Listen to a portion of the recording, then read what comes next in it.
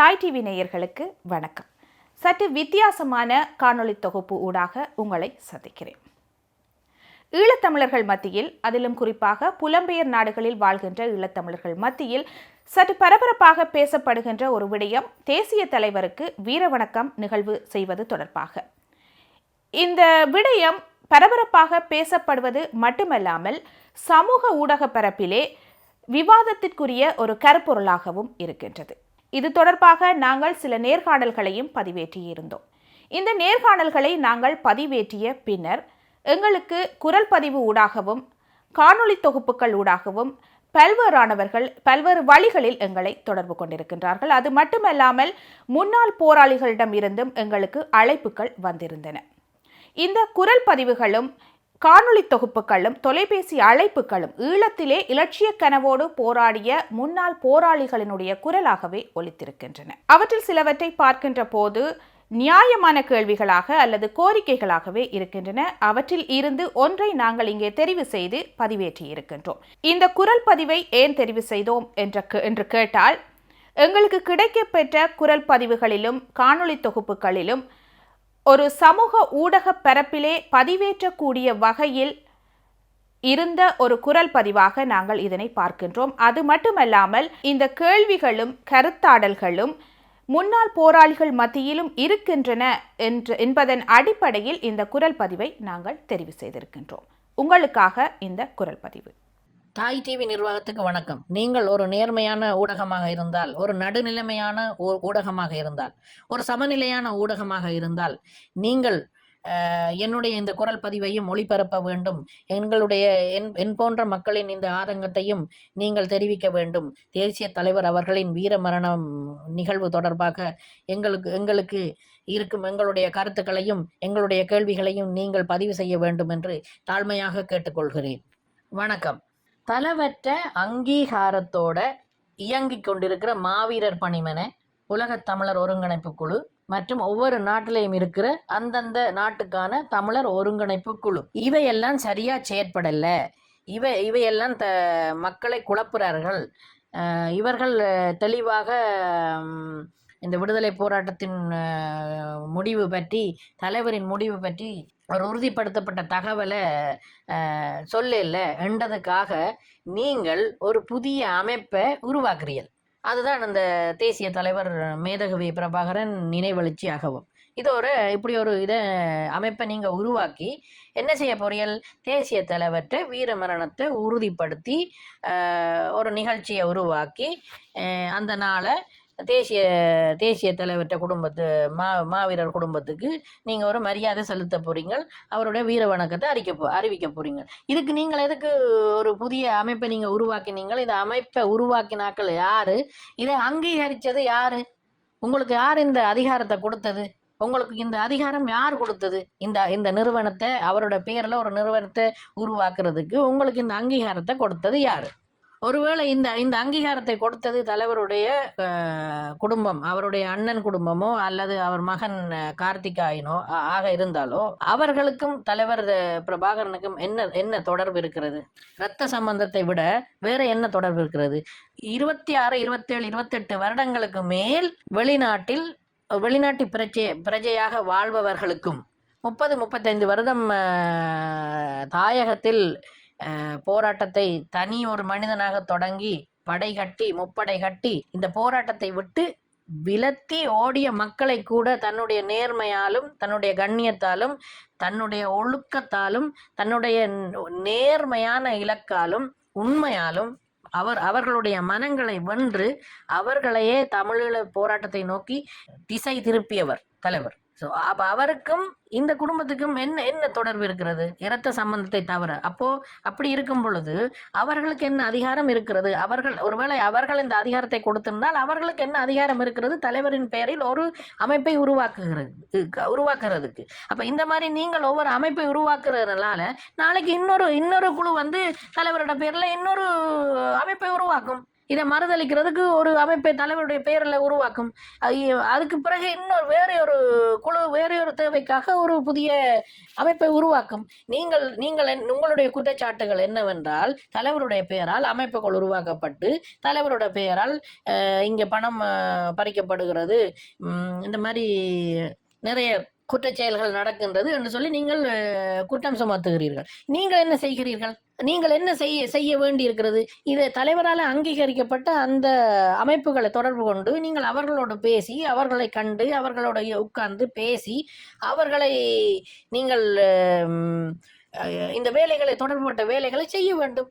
நீங்கள் 600க்கு மேற்பட்ட முன்னாள் போராளிகளை இணைத்து பணம் வசூலித்து தேசிய கொள்கை தமிழீழ தேசிய ஆதரவாளர்களுடைய பணத்தை வசூலித்து நீங்கள் இந்த நிகழ்வை கொண்டாடுவதற்கு பதிலாக இத்தனை பேரையும் சேர்த்து இந்த தலைவரால் அங்கீகரிக்கப்பட்ட நிறுவனங்கள தலைமைகளை, செயலாளர்களை, அந்த அந்த அமைப்புகளை போய் கண்டு அவர்களை நீங்கள் கன்வின்ஸ் பண்ணி நீங்கள் அவர்களுக்கு கூட இந்த தகவலை நீங்கள் ஏன் செய்ய மறுக்கிறீர்கள்? நீங்கள் எதற்கு புதிதாக ஒரு அமைப்பை உருவாக்குகிறீர்கள்? நீங்கள் எதற்கு உங்களுக்கு ஒரு புகழ் வெளிச்சத்தை திரும்ப தேடுகிறீர்கள்? நீங்கள் புதிதாக ஒரு அமைப்பை நீங்கள் ஏன் உருவாக்கணும்? நீங்கள் இந்த மாதிரி செய்யும் பொழுது இன்னொரு குழு வந்து இன்னொரு புதிய அமைப்பை உருவாக்கும். நீங்கள் இந்த பிராக்டிஸை இந்த செயல்முறையை நீங்கள் எதுக்கு பரிச்சயப்படுத்துகிறீர்கள்? மக்களுக்கு பரிச்சயப்படுத்தி காட்டுகிறீர்கள். இப்படியும் செய்யலாம் என்று சொல்லி நீங்கள் எதுக்கு ஒரு பிழையான உதாரணமாக முன்னிற்கிறீர்கள்?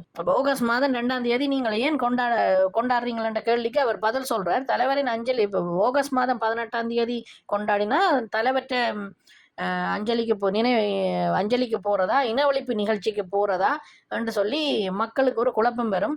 ஒருவேளை தலைவற்ற அஞ்சலிக்கு மக்கள் வரவில்லை என்றால் மக்களுக்கு கெட்ட பெயர் வந்துவிடும். மக்களுக்கு கெட்ட பெயர் யார் கொடுக்கிறது? யார் மக்களுக்கு கெட்ட பேர்? உங்களுக்கு கெட்ட பேர் வரும்ன்றதுக்கு நீங்க பயப்படுறீங்களா? இல்ல மக்களுக்கு யார் கெட்ட பேர் கொடுப்பினம்? மக்களுக்கு யார் கெட்ட பேர் கொடுப்பினம்? இனவழிப்பு வேற, தலைவருடைய வீர வணக்கம், வீரச்சாவு, தலைவருடைய தியாகம் வேறையா? நீங்கள் இதை ரெண்டு இருவேறு நிகழ்வாய் நடத்தணும் என்று நீங்கள் எதுக்கு தீர்மானிக்கிறீங்க? இந்த இனவழிப்பு நடக்கக்கூடாதுன்றதுக்காகத்தானே தலைவர் ஒரு போராட்டத்தை தொடங்கி செஞ்சு கொண்டிருந்தாரு. அப்ப இந்த இனவழிப்பு நடந்திருக்கண்டா தலைவரை மீறி நடந்திருக்கின்றது தானே அர்த்தம். அப்போ இது ரெண்டையும் நீங்க வேறு நிகழ்வா எதுக்கு பாக்குறீங்க? இது ரெண்டையும் நீங்களே அது அந்த குழுவின் நிகழ்வு, இது இந்த குழுவின் நிகழ்வு, நீங்களே இந்த குழுக்களாக பிரிகிறீர்கள். இந்த குழுக்களாக பிரிந்ததனால் தானே நாங்கள் ஆரம்ப காலங்களிலேயே நாங்கள் அடி வாங்கி கொண்டிருந்தோம். இப்பொழுது தலைவனுக்கு பின்னைய காலங்களிலும் இப்பொழுதும் என்ன நடந்து கொண்டிருக்குது? நாங்கள் குழுக்களாக பிரிந்துதான் நினைக்கிறோம். ஏன் நீங்கள் ஒன்றாக சேர்க்கிற விடயத்தை பற்றி யோசிக்க மாட்டேன்றீர்கள்? நீங்கள் பிரிந்து நின்று செயல்படுகிறதுல தான் குறியாக நிற்கிறீர்களே தவிர, ஒவ்வொருவரும் ஒவ்வொரு குழுக்களும் பிரிந்து நின்று செயல்படுவதில் குறியாக நிற்கிறீர்களே தவிர, எதுக்கு நீங்கள் சேர்ந்து நின்று செயல்படுவதற்கு முயற்சி கூட குறைந்தபட்ச முயற்சி கூட எடுக்க மாட்டேன் என்று சொல்றீர்கள். அடுத்த தலைமுறைக்கு நீங்கள் உண்மையை உண்மையை கடத்தணும், உண்மையை உள்ளபடி அப்படியே அடுத்த தலைமுறைக்கு கடத்தணும்னு சொல்றீர்கள். தலைவர் வீரச்சாவுன்னு சொல்றீர்கள். கடைசி வேற ஆயுதம் தாங்கி தலைவர் களத்தில் நின்று போராடி தான் உட்பட தன்னுடைய குடும்பத்தையும் தியாகம் செஞ்சு 3 ஜெனரேஷன் அவர் தியாகம் செஞ்சுட்டார் என்று சொல்லி உங்களோட தோல் தட்டி மாறு தட்டி பெருமையாக நீங்கள் சொல்லி கொண்டிருங்கள். நீங்கள் என்ன செஞ்சீங்கள் உண்மையை அந்த உண்மையை எழுத முடியுமா உங்களால்? நீங்கள் அந்த போராட்டத்தில் நீங்கள் என்ன செஞ்சீங்கள்? கடைசி வேலை தூக்கி வச்சுக்கொண்டு, துப்பாக்கி தூக்கி வச்சுக்கொண்டு என்ன செஞ்சீங்கள்? சரி, தலைவன் கடைசி வரைக்கும் மானப்போர் செஞ்சு மடிஞ்சு போனார். அப்போ நீங்கள் என்ன செஞ்சீங்கன்றதே நீங்கள் எழுதுவீங்களா? அதே உள்ளபடி வரலாறுகளா பதிவு செய்யுங்க, மறக்காம. நீங்கள் உண்மையான மானஸ்தனா இருந்தா, உண்மையான முன்னாள் போராளிகளா இருந்தா, தலைவருடைய விசுவாசமான போராளிகளா இருந்தா, தினமும் நீங்கள் சத்திய பிரமாணம் செய்துட்டு நீங்கள் கொடியேற்றி தினமும் சல்யூட் அடிச்சிருந்தா, நீங்கள் என்ன செய்தீர்கள், தலைவர் என்ன செய்தார்ன்றது இருக்கட்டும், அது உலகத்துக்கே தெரியும். நீங்கள் ஒவ்வொருவரும் நீங்கள் என்ன செய்தீர்கள், நீங்கள் எப்படி இங்கே வந்தியல், நீங்கள் எப்படி உங்களையும் உங்களோட குடும்பத்தையும் காப்பாற்றி கொண்டியல், நீங்கள் எப்படி இப்படி பாதுகாப்பான இடத்துக்கு வந்தியல், உங்களை நம்பி இருந்த போராளிகளை விட்டுட்டு, உங்களுக்கு கீழே இருந்த போராளிகளை விட்டுட்டு, குறைஞ்சபட்சம் அவைகளுக்கு நீங்கள் உதவி செய்கிறத விட்டுட்டு நீங்கள் என்ன செஞ்சீங்கன்றதையும் உள்ளபடி வரலாற்றை கடத்துங்கோ. அடுத்த அடுத்த தலைமுறைக்கு நீங்கள் அதையும் கடத்துங்கோ. நீங்கள் அடுத்த தலைமுறையின் மனங்களில் நீங்கள் ஹீரோவாக நினைக்காதீங்கோ. நீங்கள் அவர்களுடைய மனங்களில் நீங்கள் கதாநாயகர்களாக இருக்கிறதுக்காக நீங்கள் தலைவரோட பெயரை திரும்பவும் பயன்படுத்துறீங்கள் என்று தான் நான் சொல்லுவேன். இந்த தலைவற்ற வீர வணக்கத்தை செய்யறதுக்கு, இந்த தலைவற்ற வீரமரண அறிவித்தலை செய்யறதுக்கு விளைந்து கொண்டிருக்கிற முட்டாள் கூட்டங்களுக்கு நான் ஒரே ஒரு கருத்து சொல்ல விரும்புகிறேன். இந்த சர்வதேசங்கள்ட காதுகளில் இன்றைக்கும் யாரோ ஒரு தனிப்பட்ட மனிதனோ ஏதோ ஒரு அமைப்போ உலகத்தின் ஏதோ ஒரு மூலையில் ஏதோ ஒரு கோடியில் மே மாதம் 18ஆம் இனவழிப்பு நடந்தது, அங்கே ஒரு பெரிய இனவழிப்பு நடந்தது என்ற செய்தி சர்வதேசத்தின் காதுகளில் ஒலிக்கப்பட்டு கொண்டே இருக்கின்றது. அதுக்கான நியாயம் இன்னும் இதுவரை கிடைக்கவில்லை. இனிமேல் அதுக்கு கிடைக்குமோ கிடைக்காதுன்றது கூட பெரிய கேள்விக்குறி. 100 வருடங்களுக்கு பிறகு 50 வருடங்களுக்கு பிறகு 100 வருடங்களுக்கு பிறகு நியாயம் கிடைக்கப்பட்ட பல விஷயங்கள், வரலாறுகள் இந்த உலகத்தில் நடந்திருக்குது, சம்பவிச்சிருக்குது. அதனால இந்த இன அழிப்புக்கு நியாயம் கிடைக்கும் வரை ஒருவர்கள் பொறுமை காக்காமல் இந்த மாதிரி அதே தினத்துல தேசிய தலைவர்கிட்ட வீர வணக்க நிகழ்வை கொண்டு அதே தினத்துல இவர்கள் நடத்துறதுனால காலப்போக்கில் இந்த ஒரு 5 வருஷம் 10 வருஷ காலப்போக்கில் காலங்கள் கடந்து போக அங்கே ஒரு இனவழிப்பு நடந்ததுன்றதுக்கான சுவடுகளே மறைக்கப்பட்டு தேசிய தலைவரின் வீர வணக்கம் மட்டுமே கொண்டாடப்படும். அதுவும் இராவணனை சிங்கள மக்கள் இன்றைக்கு தங்களுடைய நாயகன், தங்களுடைய முன்னைய குடி என்று சொல்ல விளைகிறது போல ஒரு காலத்தில் இந்த வீர வணக்க நிகழ்வு மே 18ஆம் தேதி எந்த மாதிரி எப்படி மாறும் என்றது எங்களுக்கு காலப்போக்கில் தெரியாது. நாங்கள் 100 200 300 வருஷம் வாழ போகிறவர்கள் கிடையாது. நாங்கள் எத்தனையோ கொண்டாட்டங்கள் கேளிக்கைகள் செய்கிறோம். எங்களுடைய கலாச்சாரத்தில் நாங்களே பட்டாசு கொளுத்தி இனிப்பு கொடுத்து புத்தாடை அணிந்து கொண்டாடும் பல கொண்டாட்டங்கள் எங்களுடையவை அல்ல. எங்களுடையவர்கள் இறந்த நாளை, எங்களுடையவர்கள் வீழ்த்தப்பட்ட நாளை வரலாற்றுகள் திரிக்கப்பட்டு மாற்றப்பட்டு வேறு புதிய கதைகளோடு, அந்த புதிய நம்பிக்கைகளோடு, மூட நம்பிக்கைகளோடு இன்று வரைக்கும் எங்கள் குழந்தைகள் புத்தாடை அணிந்து பட்டாசு கொளுத்தி இனிப்பு கொடுத்து கொண்டாடி வருவது போல் மே 18ஆம் தேதி இன்னும் 100 வருடங்களுக்கு பிறகு வேறு விதமாக திரிக்கப்பட்டு கொண்டாடப்படுவதற்கான வாய்ப்பு இருக்கிறது. நீங்கள் ஒரு பெரும் வரலாற்று கடமை செய்வதாக நினைத்து நீங்கள் ஒரு மாபெரும் வரலாற்றை எங்களுடைய எதிரிகள் திரிப்பதற்கு, மாற்றி அமைப்பதற்கு, அதை மழுங்கடிப்பதற்கு துணை போய்கொண்டிருக்கிறீர்கள். உங்களையும் அறியாமல் அல்லது உங்களை அறிந்து அல்லது அவர்களுடைய அச்சுறுத்தலுக்கு பயந்து ஏதோ ஒரு அனுசரணைக்காக, உங்களுடைய தனிப்பட்ட சுகத்துக்காக, ஏதோ ஒரு காரணத்துக்காக நீங்கள் அதற்கு துணை போய் கொண்டிருக்கிறீர்கள். இதைத்தான் நான் சொல்லுவேன். ஒருவேளை உண்மையிலேயே ஒருவேளை தேசிய தலைவர் பிரபாகரன் 18ஆம் தேதி வீரச்சாவு அடைந்திருந்தாலும் கூட, அப்படி வைத்தாலும் இந்த இனவழிப்பை நாங்கள் இந்த மே 18 இனவழிப்பு நாளாக இந்த உலகம் மறக்கக்கூடாது. சர்வதேசத்தின் காதுகளில் இறுதி வரை இந்த இனவழிப்பு பற்றிய செய்தி, இதுக்கு நியாயம் கிடைக்கும் வரை ஒலித்து கொண்டே இருக்க வேண்டும் என்ற ஒரு நல்ல நோக்கத்துக்காக நீங்கள் அதனை ஒரு நாள் முந்தியோ 2 நாள் முந்தியோ 3 நாளுக்கு முன்னாடியோ ஏதாவது ஒரு திகதியை கொடுத்து அவருடைய வீரச்சாவை அறிவிக்க கூடாதுன்றது என் போன்ற தனி மனிதனின் கேள்வி. அப்படி அறிவிக்கிறதுனால என்னதான் குறைந்து போக போகிறது? தலைவர் கூட அதற்கு எதிராக இருக்க போவர் இல்லை. அதனால நீங்கள் என்ன செய்கிறீங்கள் என்று சொன்னால், இது உங்களுக்கு பின்னால் இருக்கும் சக்திகளின் மிகப்பெரிய மோசமான திட்டம். அதை நீங்கள் ஒருவேளை அறிந்து செய்யலாம், ஒருவேளை அறியாமல் செய்யலாம். அதை பற்றி எனக்கு தெரியாது, உங்களோட மனத்தில் என்ன இருக்குண்டு. ஆனால் நீங்கள் ஹீரோவாக, நீங்கள் கதாநாயகர்களாக பின்னால் வரும் சந்ததியினரின் மனங்களில் கதாநாயகர்களாக குடியிருப்பதற்கு முயற்சி செய்து நீங்கள் தேவையில்லாத ஒரு அவசியமற்ற ஒரு ஆணியை புடுங்க நினைக்கிறீர்கள். அவ்வளோதான் நான் சொல்லுவேன். நீங்கள் புடுங்க நினைக்கிறது ஒரு அவசியம் இல்லாத ஆணி. அதை கைவிட்டுட்டு தேசிய தலைவர் எப்பொழுதும் எங்கள் மனங்களில் உயரமாகவும், எப்பொழுதும் எங்கள் மனங்களில் ஒரு இறைவன் போலையும், ஒரு எங்களுடைய தேசத்தின் தந்தையாகவும் எப்பொழுதுமே இருப்பார். நீங்கள் மாவீரர் வணக்கம் செய்தால் என்ன, செய்யாட்டி என்ன, அவர் இருப்பார். ஆனால் அவர் ஒரு குடும்பத்துக்கானவர் இல்லை, ஒரு கூட்டத்துக்கானவர் இல்லை. அவர் ஒரு அடக்கி ஒடுக்கப்படுகிற இனத்துக்கு எதிராக போராட துடிக்கும் மக்களின் ஒரு குறியீடு.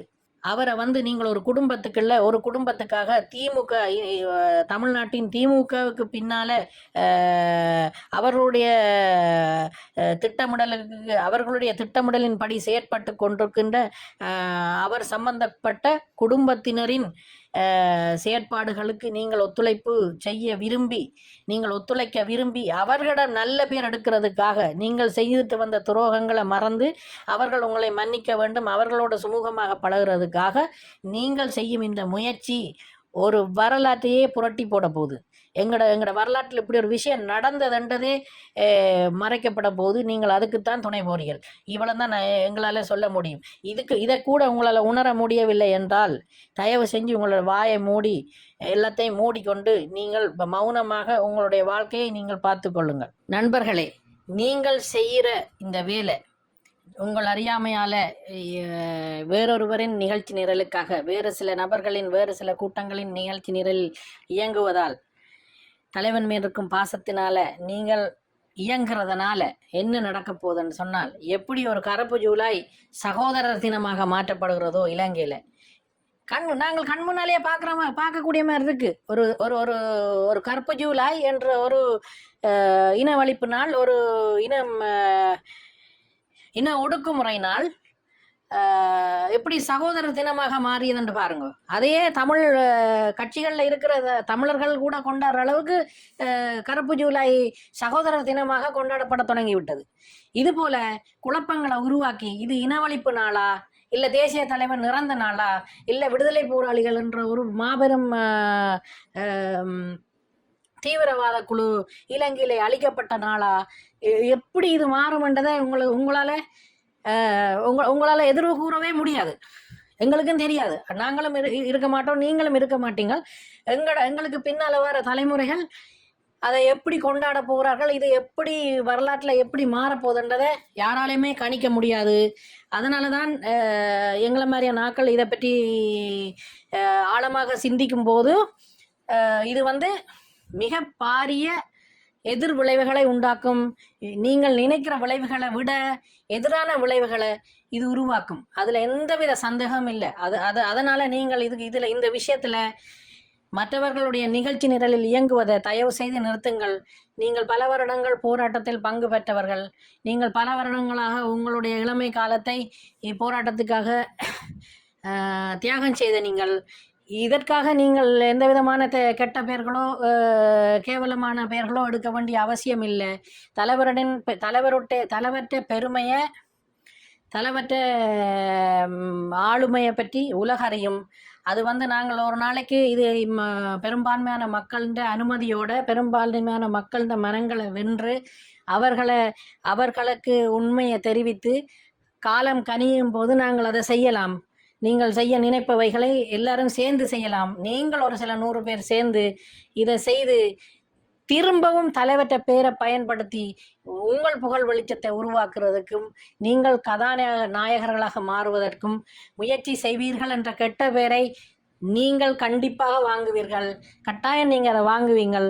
தேவையில்லாத வரலாற்று முரண்களை, தேவையில்லாத வரலாற்று குழப்பங்களை இது உருவாக்கும் என்றதில் எந்தவித கருத்தும் இல்லாத மக்கள் கூட்டம் நாங்கள். அதனால நீங்கள் அதை புரிஞ்சு கொண்டு அதற்கேற்ற மாதிரி இயங்குவீர்கள் என்று நம்புகிறோம். இப்போ நீங்கள் எல்லாம் இதெல்லாத்தையும் விட்டுட்டு ஏன் ஓடி வந்த நீங்கள், ஏன் உயிரோட வந்த நீங்கள், குப்பியை போட்டு ஏன் ஓடி வந்த நீங்கள், ஆயுதத்தை போட்டு ஏன் ஓடி வந்து வந்த நீங்கள் என்ற கேள்வி எல்லாம் அதெல்லாம் முட்டாள்தனமான கேள்வியாம். ஒருத்தர் சொல்கிறார், இந்த கூட்டத்தில் ஒரு ஓனை, இந்த கூட்டத்தில் ஆடு நினைதண்டு அழுகிற ஓனை கூட்டம் இருக்குது தானே, அந்த ஓனாய் கூட்டத்தில் ஒரு ஓனை கேட்குது. இப்படி கேட்டால் அது முட்டாள்தனமான கேள்வியா? அது எப்படி நீங்கள் கேட்கல, அது நல்ல பக்குவப்பட்ட மனிதனின் கேள்வி, ஒரு சிறந்த அறிவார்ந்த கேள்வி ஆயிடுது. ஒரு பாமர மகனோ ஒரு போராட்டத்தை நேசித்த ஒரு மகனோ தனக்கு இருக்கிற சந்தேகத்தை கேட்கும் பொழுது அது மட்டும் உங்களுக்கு எப்படி ஒரு முட்டாள்தனமான கேள்வியாப்படுது? இது ஒரு முக்கியமான கேள்வி. பல முக்கியஸ்தர்கள், உங்களுடைய அதே நிலையில் இருந்த போராளிகள், தளபதிகள் பலர் கொல்லப்பட்ட நிலையில், காணாமலாக்கப்பட்ட நிலையில் நீங்கள் எப்படி இங்கே வந்தீங்க? நீங்கள் எப்படி பாதுகாப்பாக உயிரோட வந்த நீங்கள் இந்த கேள்விக்கு நீங்கள் பதில் சொல்றது ஒரு வரலாற்று கடமை, ஒரு வரலாற்று தேவை இருக்குது. நீங்கள் இதை உறுதிப்படுத்தி சரியான ஆவணங்களோட நீங்கள் இதுக்கு சரியான ஒரு பதிலை சொல்லணும். இந்த சமூகத்துக்கு, தமிழீழ மக்களுக்கு நீங்கள் சொல்லணும். அது அதுதான் உங்களோட வரலாற்று கடமை. நீங்கள் அதை செய்யணும். அது மட்டும் இல்லை, தலைவருக்கு வீர வணக்கம் செய்யலைன்னு குடும்பங்கள் கவலைப்படுதுண்டா. தலைவர் ஒரு குடும்பத்துக்கானவர் இல்லை. அவர் அப்பவே சொல்லிட்டார். அவர் அப்பவே எல்லாருக்குமே தெளிவா சொல்லிட்டார். அவர் ஒரு குடும்பத்துக்கானவரே இல்லை. அவர் அப்படிதான் எல்லாரையும் வளர்த்தார். அவர் அப்படி வளர்த்தவர்களையும் அவற்றை வளர்ப்புல சரியா வளர்ந்தவர்கள் அவர்கள்ட்ட கேட்டால் அவைகள் இதை சொல்லுவீனா. தனக்கு ஒருவேளை அவர் வானத்தில் இருந்தாலும் பார்த்து நீங்கள் செய்கிறத பார்த்து சிரிப்பார். திரும்ப வர முடியும் என்றால் முதல் கேள்வி கேட்கக்கூடியாக்கள் நீங்களே தான் இருப்பீர்கள். நீங்கள் உங்களோட வரலாற்று கடமைகளை விட்டுட்டு நீங்கள் போய் அரசியல் தஞ்சம் புகுந்து சந்தோஷமா இருந்து கொண்டு நீங்கள் எதுக்கு இந்த கூத்துகள் ஆடுறீர்கள்? இதுதான் எங்களோட கேள்வி. சரி, ஓகே, அவற்றை தலைவற்ற பேருக்கு அழுக்காகுது, அவற்றை பேரால களவெடுக்கினம், மக்கள் களவெடுக்கினம், அவர் இருக்கிறாருன்னு சொல்லி களவெடுக்கினான். அப்போ அவர் இப்போ அவரை இல்லைன்னு நீங்கள் ஒரு கொண்டாட்டத்தை செய்து நிகழ்வை செய்து உறுதிப்படுத்தினா, அப்போ தலைவற்ற பேரில் இருந்த அதாவது தமிழீழத்தின் பேரில் இருந்த சொத்துக்கள் எல்லாம் அப்போ களவு போகாதா? அதையெல்லாம் சூறையாட போறீங்களா? இல்லை அதை சொல்றதுக்காக இதை காட்டுறீங்களா? நீங்கள் என்ன செய்கிறீர்கள்? அப்போ தலைவர் இல்லையே, நீங்கள் ஒருவன் தலைவற்ற பேரை சொல்லி களவு எடுக்கிறான்னு சொன்னால் அவனை நிப்பாட்டுங்க. தலைவற்ற பேரை சொல்லி களவு எடுக்கிறானுங்க, நீங்கள் அதுக்கு ஒரு அமைப்பை உருவாக்கி தைரியமாக அவனை நிப்பாட்டுங்க, நேரடியாக அவனை நிப்பாட்டுங்க. தமிழீழ விடுதலை புலிகளுக்கு எதிரான அரசியல் தான் நான் செய்கிறேன், அதுக்காகத்தான் நான் பேசுறேன்னு சொல்ற அந்த மாதிரியான நாட்களை நீங்க நிப்பாட்டுங்க. அறிவால நீங்க அவனோட பேசுங்க. அவன் உங்களோட கருத்துக்களை சொல்லுங்க. என்ன செஞ்சோம் நாங்க, எங்களோட நியாயப்பாடுகளை அவனுக்கு சொல்லுங்க. அவனை நிப்பாட்டுங்க. அவனோட வாயை மூட பாருங்க. அவனோட வாயை மூடுங்கண்டா. நீங்க அரசியல் பண்ணுங்க. இப்போ ஆயுத போராட்டம் வன்முறை எல்லாத்தையும் 18ஆம் தேதி மேயோட நிப்பாட்டியாச்சு. அப்போ அவனை நீங்கள் அரசியல் ரீதியான தமிழ்ல தேசிய அரசாங்கம் இருக்குது, நாடு கடந்த அரசாங்கம் இருக்குது, மாவீரர் பணிமனை இருக்குது. அதுக்கண்டு தலைவர் ஒரு அமைப்புகள் அங்கீகரிக்கப்பட்ட அமைப்புகள் இருக்கீங்கள. நீங்கள் புதுசாக இதுக்கண்டு உருவாக்கி நீங்கள் என்ன செய்றீர்கள்? நீங்கள் யாரோட தொடர்பில் இருக்கிறீர்கள்னு எங்களுக்கு நல்லா தெரியும். ஆனால் இதுகளை நாங்கள் சொல்ல விரும்பல. உங்களோட தேவை என்ன, உங்களோட நோக்கம் என்ன? அவற்றை தலைவற்ற பேரை யாருமே இழுக்குப்படுத்த முடியாது. நீங்கள் யாரும் அதை சரி பண்ணுறதுக்கு வர வேண்டாம். தலைவர் அவரே தன்னை பேரை சரி பண்ணிப்பார். உண்மையிலேயே உங்களுக்கு வேற வேலை இல்லை, செய்யறதுக்கு வேற தொழில் இல்லை, இந்த மாதிரி தலைவருடைய பேரை காப்பாற்றணும், தலைவர் இறந்து விட்டார்ன்றதை மக்களுக்கு உறுதிப்படுத்தணும், சரியான விஷயத்தை தமிழீழத்துக்கும் தமிழீழ மக்களுக்கும் செய்ய வேணுமென்ற எண்ணம் இருந்தா உங்களுக்கு செய்யறதுக்கு இன்னும் ஒரு முக்கியமான வேலை இருக்கு. அதை நான் சொல்றேன். உங்களால் முடிஞ்சா அதை செஞ்சு விடுங்க. அது என்னண்டா, தலைவர் இறந்து விட்டாருன்னு நீங்க உறுதிப்படுத்துறீர்கள் தானே? அப்போ தலைவர் இறந்து விட்டாருன்ற உரிய ஆவணங்களை சமர்ப்பிச்சு, உரிய ஆவணங்களை எடுத்து கலெக்ட் பண்ணி சமர்ப்பிச்சு ஸ்ரீலங்கா நீதிமன்றங்கள்லையும் இந்தியா நீதிமன்றங்கள்லையும் இருக்கிற தலைவருக்கு எதிரான வழக்குகளை உங்களோட சட்ட ஆலோசகர்களை வச்சு, உங்கள்கிட்ட தானே நிறைய சட்ட ஆலோசகர்கள் இருப்பினும், சட்ட வல்லுநர்கள் இருப்பார்கள், சட்ட ஆலோசகர்களையும் சட்ட வல்லுநர்களையும் வச்சு இந்த இலங்கை இந்திய நீதிமன்றங்கள் இருக்கிற தேசிய தலைவருக்கு எதிரான வழக்கு கோப்புகளை மூடுங்க. தலைவருக்கு எதிரான குற்றங்கள் இன்னும் எதுக்கு நீதிமன்றங்களில் கிடக்கணும்? அந்த தேவையற்ற அனாவசியமான குற்றங்களை இன்னும் அவர் இறந்ததுக்கு பின்னுக்கும் எதுக்கு அவர் சுமந்து கொண்டிருக்கணும்? அவர் தனக்காக எதுவும் செய்யவில்லை.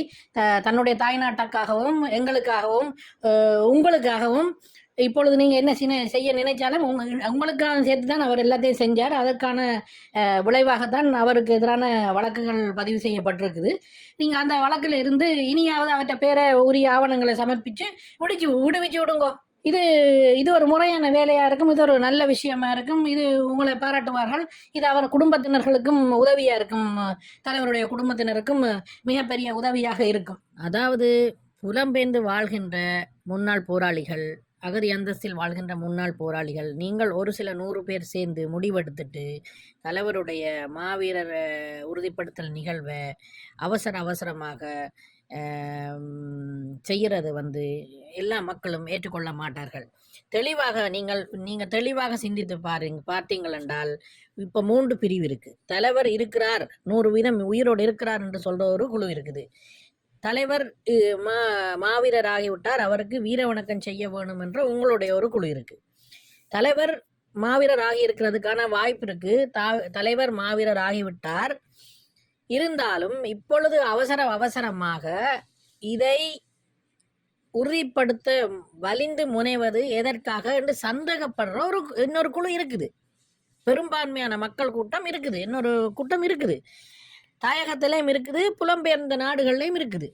குறைந்தபட்சம் நான் என்ன சொல்றேன்டா, நீங்க குறைந்தபட்சம் தலைவர் இந்த குழுவை, இந்த கூட்டத்தை, அதாவது தலைவர் வீரமரணம் அடைந்திருக்கலாம் அல்லது வீரமரணம் அடைந்து விட்டார், ஆனாலும் இவர்கள் எதற்கு வலிந்து முனைந்து அவசரப்படுகிறார்கள், இந்த உறுதிப்படுத்துறதுக்கு இவர்கள் எதற்கு இவ்வளவு அவசரப்படுகிறார்கள், இவர்கள் வேற யாராவது நிகழ்ச்சி நிரல்ல இயங்குகிறார்களோ என்ற ஏதாவது அரசியல் சூழ்ச்சி இருக்குதோ என்று சந்தேகப்படுகின்ற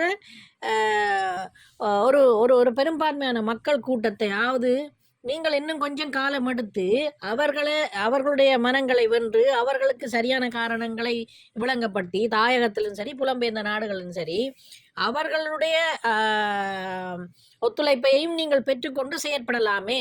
அது மட்டுமல்ல, தாயகத்தில் இருக்கும் மாவீரர் குடும்பங்கள், கரும்புலிகளின் குடும்பங்கள், நாட்டுப்பற்றாளர்களின் குடும்பங்கள், இந்த தேசத்திற்காக, தமிழீழ தேசத்திற்காக ஆதரவளித்ததற்காக ஆதரவாளர்கள், நாட்டுப்பற்றாளர்கள், கொல்லப்பட்ட நாட்டுப்பற்றாளர்கள், நலிவடைந்த நாட்டுப்பற்றாளர்கள், இந்த மாதிரியான குடும்பங்களையும் சேர்த்து அவர்களுக்கும் உங்களுடைய நிலையை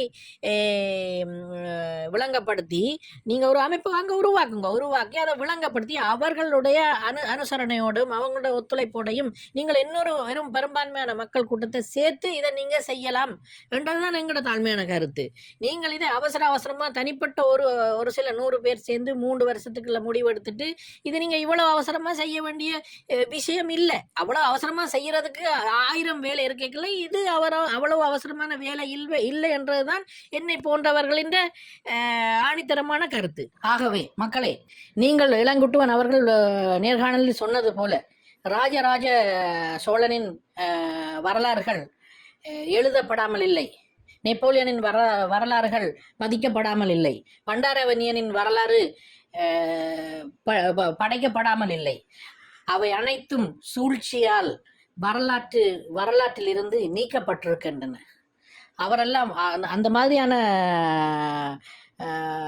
மாபெரும் மனிதர்களின் வரலாறுகள், நற்செயல்கள், வீரம் செறிந்த வாழ்க்கை, இதெல்லாம் ஒரு தமிழினத்துக்கு ஒரு சரியான உதாரணத்தை கொடுத்து விடுமோ, ஒரு தமிழினத்துக்கு ஒரு உந்துதலை கொடுக்குமோ என்ற காரணங்களுக்காக இந்த ராஜராஜ சோழனுடைய, பண்டாரவன்யனுடைய வரலாற்றிலிருந்து சூழ்ச்சியால் கிழித்தறியப்பட்ட பக்கங்கள். அதனாலே தான் நான் என்ன சொல்லுறேன்டா, இந்த மேதகு தேசிய தலைவர் பிரபாகரன் அவர்களின் வீர மரண அறிவித்தல் மே 18ஆம் திகதி இவர்கள் கொண்டு வருவது, இது இவர்களுடைய அரசியல் இல்லை, இது தமிழீழத்தின் அரசியல் இல்லை, இது தமிழ் மக்களின் அரசியல் இல்லை, இது உலகத்தின் ஒரு பெரிய அரசியல். யாருக்குமே கண்ணுக்கு தெரியாத பல சக்திகள், உலகின் சூழ்ச்சி சக்திகள் எல்லாருமே ஒன்று சேர்ந்து யாரெல்லாம் இந்த தமிழீழ போராட்டத்தை எந்த நாடுகள் எல்லாம் சேர்ந்து அழிக்க வேண்டும் என்று நினைத்தார்களோ, இந்த தமிழீழ போராட்டத்தை எந்த நாடுகள் எல்லாம் சேர்ந்து சிதைக்க வேண்டும், ஒன்றுமில்லாமல் ஆக்க வேண்டும் என்று நினைத்தார்களோ, தலைவர் பிரபாகரன் அவர்களையும் தமிழீழ விடுதலை புலிகளையும் யாரெல்லாம் துடைத்தறிய வேண்டும் என்று எந்த நாடுகள் எல்லாம் சேர்ந்து திட்டமிட்டு செயற்படுத்தினவோ அவர்களெல்லாம் சேர்ந்து செயற்படுத்தும் ஒரு சூழ்ச்சி அரசியல் தான் இது. அதை நடைமுறைப்படுத்துவதற்கு இந்த மாதிரியான ஆட்களை பயன்படுத்தி அதை நடைமுறைப்படுத்துவதற்கு முயற்சி செய்கிறார்கள். இவர்கள் அறிந்தோ அறியாமலோ இதை செய்வதன் மூலம், இந்த நிகழ்வை செய்வதன் மூலம் காலப்போக்கில் மே 18ஆம் தேதி இனவழிப்பு நாளாக இருந்தது மறைந்து போய், இனவழிப்பு நாள் என்பது வரலாற்று பக்கங்களில் இருந்து கிழித்தறியப்பட்டு, விடுதலை புலிகள் அழித்தொழிக்கப்பட்ட நாள், தீவிரவாதம் அழித்தொழிக்கப்பட்ட நாள், தேசிய தலைவர் அழித்தொழிக்கப்பட்ட நாள் என்று வரலாம். ஒருவேளை இராவணனை சிங்களர்கள் இப்பொழுது தங்களுக்கு சொந்தம் கொண்டாடுவது போல் இன்னும் ஒரு 50 வருடங்களுக்கு பின்பு 100 வருடங்களுக்கு பின்பு பிரபாகரன் என்பது ஒரு சிங்கள மன்னன் அல்லது ஒரு சிங்கள வீரன் என்று கூட, அவன் வீழ்ந்த நாள் என்று கூட இந்த வரலாறுகள் திரிக்கப்படலாம். மக்களை தயவு செய்து புரிந்து கொள்ளுங்கள். இது ஒரு உலக அரசியல். இந்த உலக சூழ்ச்சி அரசியலுக்குள் தங்களை அறியாமல் அந்த வலைக்குள் விழுந்திருக்கும் முன்னாள் போராளிகளே, தயவு செய்து விழிப்படைந்து கொள்ளுங்கள்.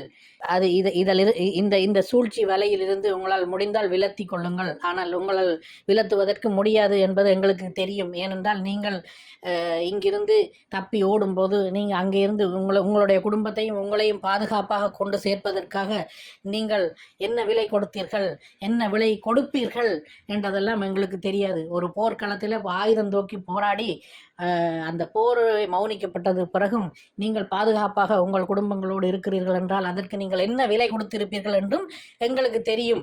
சாதாரண போருக்காக ஆதரவளித்த சாதாரண மக்களே கொல்லப்பட்ட நிலையில், சுட்டுக் கொல்லப்பட்ட நிலையில், நீங்கள் போராளிகளாக இறுதி வரை களத்திலே நஞ்சு கட்டி களத்திலே போராடிய போராளிகள் சுமூகமான வாழ்க்கை குடும்பங்களோடு சேர்ந்து வாழ்கிறீர்கள் என்றால் நீங்கள் அதற்கு என்ன விலை கொடுத்திருப்பீர்கள் என்று எங்களுக்கு நல்லா தெரியும்.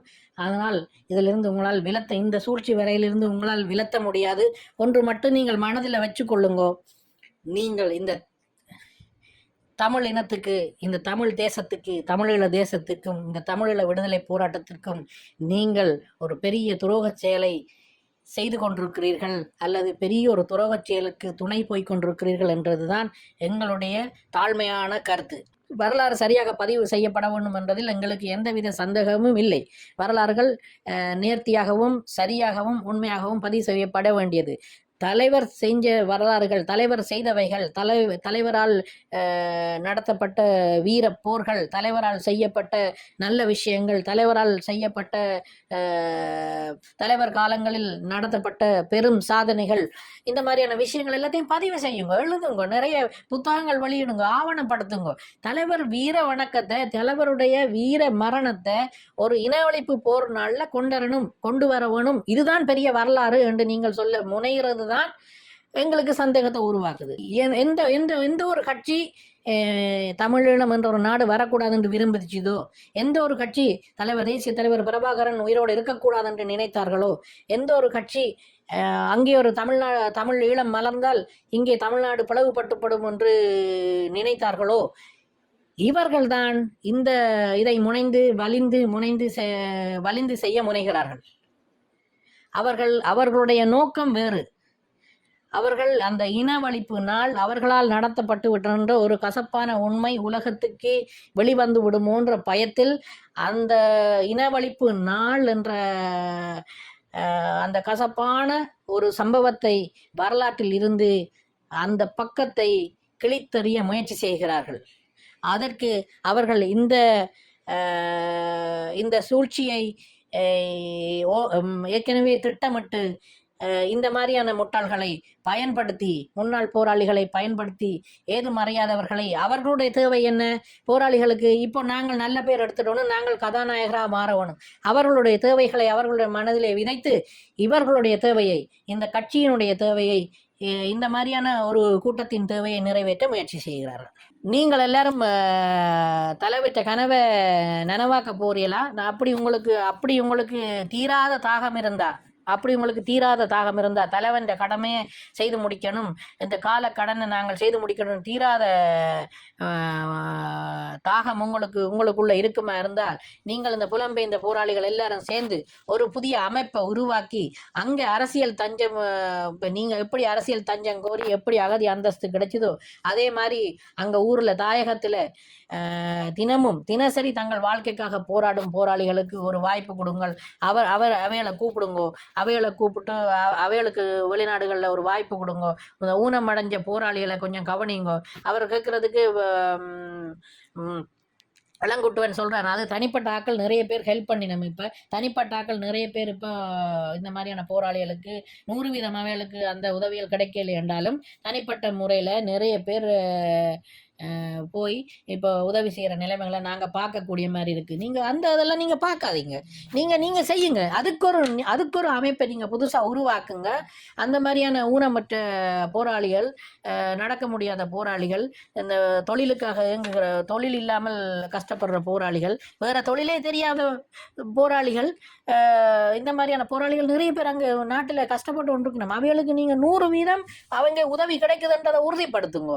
அதே மாதிரி மாவீரர் குடும்பங்கள், பிள்ளைகள் எல்லாத்தையும் போருக்கு விட்டுட்டு தங்களை கவனிக்கிறதுக்கு ஒரு பிள்ளை இல்லாமல், குறைஞ்சபட்சம் ஒரு பிள்ளை இல்லாமல் பாதிக்கப்பட்டு போய் இருக்கிற வயது மூத்த மாவீரர் குடும்பங்கள் போராட்டத்துக்கு ஆதரவாளர்களாக இருந்து இப்பொழுது நலிந்து போய் வயதானவர்களாக மாறிப்போய் தங்கள் குடும்பங்களை கவனிக்க முடியாமல் இருக்கும் ஆதரவாளர்களை நீங்கள் 100% கவனியுங்கள். 100% அவர்களுக்கு உதவி கிடைக்கிறதுன்றதை உறுதிப்படுத்துங்க. இதெல்லாம் செய்யுங்க. தமிழகத்தில் தில்லா பிரிஞ்சு கிடக்கிற கட்சிகளை, மக்களை, கருத்துக்களை ஒன்றிணைச்சு எல்லாரையும் ஒன்று சேர்த்து ஒரு குடைக்கு கீழே கொண்டு வர முயற்சி செய்யுங்க. 100% அதையும் உறுதிப்படுத்துங்க. மாற்று சக்திகளை கட்டுப்பாட்டுக்களை கொண்டு வாங்க. வன்முறையால இல்லை, மாற்று சக்திகளை நீங்கள் போய் பேசுங்க. இப்போ அரசியல் செய்யுங்க. நாட்டில் போய் அரசியல் செய்யறதுக்கு நீங்கள் ஒரு அமைப்பை உருவாக்குங்க. ஒரு அமைப்பை உருவாக்கி எங்களோட தாயகத்தில் போய் நீங்கள் அரசியல் செய்யுங்க. அரசியல் செய்யறதுக்கு இப்போ அங்கே எந்தவித அச்சுறுத்தலும் இல்லை. ஏற்கனவே அங்கே ஒரு கட்சி இருக்குது, புனர்வாழ்வுக்கு அளிக்கப்பட்ட முன்னாள் விடுதலை புலிகள் கட்சி என்ற ஒரு கட்சி இருக்குது. அது அந்த மாதிரி நீங்கள் அவையோடு சேருங்க. அவையோட கட்சியாக இருக்குது. தமிழரசு கட்சி வேறு ஒரு கட்சியாக இருக்குது. இப்போ நிறைய சுயேட்சை கட்சிகள் இருக்குது. எல்லாரும் தலைவர், எல்லாருக்கும் தலைவன் தேசிய தலைவர் மேதகவே பிரபாகரன் தான். எல்லாரும் அவரை பற்றி தான் பேசினோம். அப்போ இவை எல்லாருக்கும் தலைவரை பற்றின சிந்தனைகள் இருக்குது. தலைவர் மேலே நல்ல மதிப்பு இருக்குது, நல்ல எண்ணம் இருக்குது. அப்போ அவை எல்லாரையும் நீங்கள் ஒரு குடைக்குள்ளே கொண்டு வர்றதுக்கு ஒரு அமைப்பை உருவாக்குங்க. அந்த நாடு கடந்த தமிழ் அரசாங்கத்துக்கு ஊடாக நீங்கள் இதை நெறிப்படுத்துங்க. இந்த மாதிரி தலைவன் கண்ட கனவுகள் நிறைய இருக்குது. அந்த செஞ்சோலைக்கு பிள்ளைகளுக்கு என்ன நடந்து கொண்டிருக்குது, அறிவிச்சோலை பிள்ளைகளுக்கு என்ன நடந்து கொண்டிருக்குது, அதை 100% உறுதிப்படுத்துங்க. அதெல்லாம் சரியான முறையில் நடக்குதுன்றதை நீங்கள் 100% உறுதிப்படுத்துங்க. அதே எல்லாத்தையும் விட்டுட்டு இப்போவும் நீங்கள் எப்படி நீங்கள் தேசிய தலைவர்கிட்ட பெயரில் நீங்கள் குளிர்காஞ்சியலோ, அங்கே இயக்கத்தில் இருக்கலையும் நீங்கள் எப்படி குளிர்காஞ்சியலோ, அதே மாதிரி வேலைக்கு போயிட்டு 8 மணித்தேலம் வேலை செய்கிறதுக்கு 2 மணித்தேலம் வேலை செஞ்சுட்டு 6 மணித்தேலம் பம்மாத்து காட்டுறது மாதிரி நீங்கள் எப்படி இயக்கத்தில் இருந்து எல்லாரும் நீங்கள் வந்து பம்மாத்து காட்டினீங்களோ, அதே மாதிரி இப்போ இயக்கத்தை விட்டுட்டு வந்துட்டு நீங்கள் வெளியில் வந்துட்டு நீங்கள் மக்கள்கிட்ட வெறுப்பை விருப்பாக மாற்றுறதுக்காக, மக்களில் திரும்பவும் நீங்கள் கதாநாயகர்களாக மாறுறதுக்காக நீங்கள் என்ன செய்கிறீர்கள்? திரும்பவும் நீங்கள் அந்த தேசிய தலைவன் பெயரை பயன்படுத்தி கொண்டிருக்கிறீங்க. அதுக்கு நீங்கள் என்ன செய்கிறீங்க? அவருடைய குடும்பம் என்று சொல்லி அவருடைய அண்ணன் குடும்பத்தை பயன்படுத்துகிறீங்க. தேசிய தலைவருக்கும் எந்த குடும்பங்களுக்கும் எந்தவித தமிழீழ தேசிய போராட்டத்துக்கும் எந்த சம்பந்தமும் இல்லை. தேசிய தலைவர் ஒரு குடும்பத்துக்கானவரோ ஒரு சமூகத்துக்கானவரோ இல்லை என்றதுதான் எங்கட கருத்து. நீங்கள் அவருக்கு வீர வணக்கம் செய்கிறத எங்களால் ஏற்றுக்கொள்ள முடியாது. கோழைகளால் ஒரு வீரனுக்கு வீர வணக்கம் செய்கிறது அது அந்த வீரனுக்கு கொடுக்குற மிகப்பெரிய அவமானம் என்றதை நீங்கள் மனசில் எல்லாரும் வச்சுக்கொள்ளுங்க. ஒரு போராட்டம், அந்த போராட்டம் மௌனிக்கப்படுகிறது. அந்த போராட்டம் முற்றுமுழுதாக நசுக்கப்படுகிறது. அந்த போராட்டத்தின் தலைவன் தன்னுடைய குடும்பத்தோடு உயிர் தியாகம் செய்கிறான். இறுதி வரை போரில் நின்று மடிகிறான். அந்த தலைவனை பின்பற்றியவர்கள் அங்கிருந்து கழுத்திலே நாங்கள் உயிரோடு எந்த போராளிகளும் எதிரிகளின் கையில் பிடிபடக்கூடாது என்ற நிலைமை என்ற பயிற்சியை எடுத்துவிட்டு, என்ற சத்திய பிரமாணத்தை எடுத்துவிட்டு, அவர் குப்பியை கலட்டி போட்டுட்டு நீங்கள் பிடிபட்டுட்டு துவக்களை விட்டுட்டு நீங்கள் எல்லாம் போராட்டத்தை விட்டு உங்களுடைய சொந்த குடும்பங்களை வந்து பார்த்துட்டு சந்தோஷமா இருக்கிறத விட்டுட்டு நீங்கள் அந்த களத்தை விட்டு என்றைக்கு வெளியாகினீங்களோ அன்றைக்கே நீங்கள் வந்து உங்களுக்கும் அந்த தமிழீழ தேசிய போராட்டத்துக்கும் தலைவருக்கும் எந்த சம்பந்தமும் இல்லை. நீங்கள் அவருக்கு மதிப்பு செய்கிறேன்னு சொல்லி அந்த பெரிய வீரனை, அந்த மகா வீரனை நீங்கள் அவமானப்படுத்த தேவையில்லை. அதுபோல இந்த இனவழிப்பு நாள் மே 18 அந்த தமிழீழ இனவழிப்பு நாளை நீங்கள் இந்த வரலாற்றில் இருந்து எடுக்க நினைக்கிற சக்திகளுக்கு நீங்கள் உறுதுணையாக, உங்களை அறிந்தோ அறியாமலோ உறுதுணையாக நிற்கிறது உங்களுக்கு நல்லதில்லை. பின்னுக்கு நீங்கள் மிகப்பெரிய இழி பெயர்களை சம்பாதிக்க வேண்டி வரும். இந்த இந்த இதிலிருந்து நீங்கள் விலத்தி விடுவது மேல் என்றதை நான் என்னுடைய தாழ்மையான கருத்து. மீண்டும் மற்றொரு நிகழ்ச்சியூடாக உங்களை சந்திக்கிறேன். நன்றி, வணக்கம்.